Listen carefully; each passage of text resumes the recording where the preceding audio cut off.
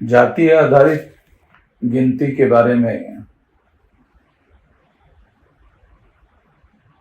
खासतौर पर ओबीसी की जातीय आधारित गिनती के बारे में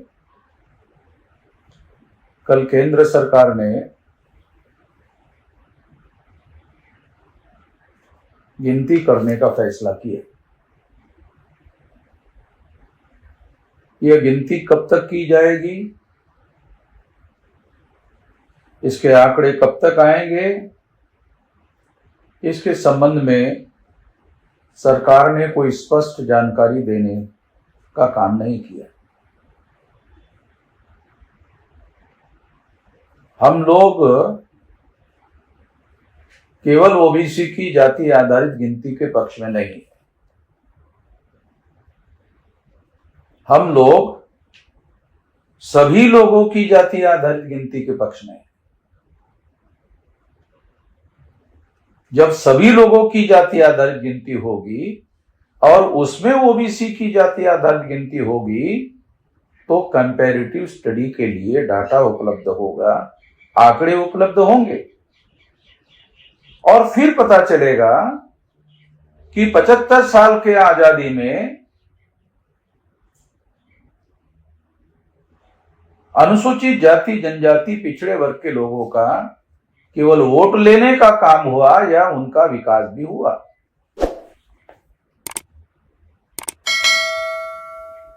लोग कहते हैं इसका राजनीतिक फायदा नहीं लिया जाना चाहिए।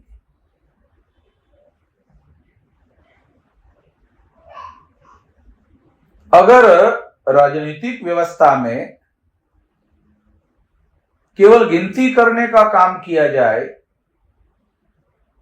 और उसका लोगों को राजनीतिक रूप से फायदा ना हो और केवल विकास के लिए आंकड़ों का उपयोग किया जाए तो किस आधार पर आंकड़ों का विकास के लिए उपयोग किया जा रहा है? आज तक तो इसकी कोई बात जानकारी सामने आई नहीं है। इसलिए लोकतांत्रिक व्यवस्था में देश का लोकतांत्रिकरण करना बहुत जरूरी है और लोकतांत्रिकरण करने के लिए सबसे ज्यादा जरूरी है कि व्यवस्था में प्रतिनिधित्व दिया जाए। लोकसभा और विधानसभा में प्रतिनिधित्व होना चाहिए, कार्यपालिका में प्रतिनिधित्व होना चाहिए, न्यायपालिका में प्रतिनिधित्व होना चाहिए और कानून बनाकर जो मीडिया है उसमें भी प्रतिनिधित्व होना चाहिए।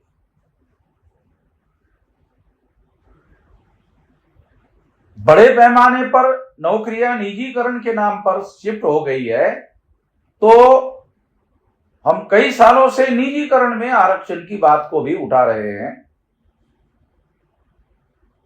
आने वाले समय में जैसे हमने पहले कहा और 9 अप्रैल को हमने जेल भरो आंदोलन किया जातीय आधारित गिनती के लिए और ईवीएम मशीन के लिए, 1 जुलाई के लिए हम लोगों ने फिर भारत बंद का ऐलान किया। केवल ओबीसी की जातीय आधारित गिनती होती है और सभी लोगों की जातीय आधारित गिनती नहीं होती है तो हमारा भारत बंद का जो कार्यक्रम है वो यथावत रहेगा और जब तक आंकड़े घोषित नहीं होते तब तक भारत बंद का कार्यक्रम यथावत रहेगा, क्योंकि इन लोगों पर यकीन नहीं किया जा सकता जो पिछले 75 साल तक आजादी में धोखाधड़ी करते रहे और केवल 3.5% लोगों का शासन बहुसंख्याक लोगों के ऊपर थोपते रहे। आजादी के नाम पर आजादी की लड़ाई लड़ी गई तो क्या 3.5% लोगों के लिए आजादी की लड़ाई लड़ी गई? मगर आजादी के जंग में सभी लोगों की हिस्सेदारी थी तभी तो आजादी मिली। मगर आजादी में हिस्सेदारी क्यों नहीं मिली? अगर आजादी में हिस्सेदारी नहीं मिली तो आजादी में इन लोगों का ही कब्जा रहा। इसलिए सभी जातियों की गिनती होनी चाहिए, सामाजिक आर्थिक आंकड़े भी इकट्ठा होने चाहिए और केवल आंकड़े इकट्ठा नहीं होने चाहिए, उसे सार्वजनिक किया जाना चाहिए।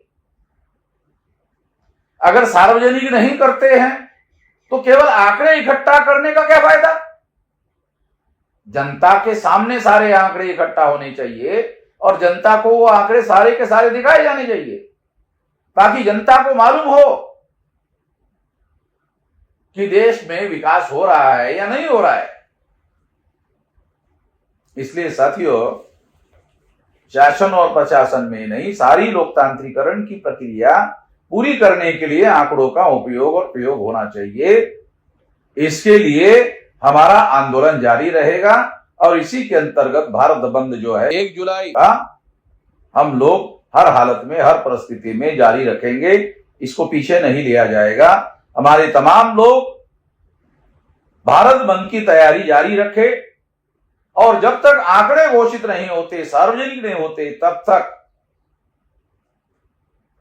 भारत बंद का कार्यक्रम यथावत रहेगा। धन्यवाद।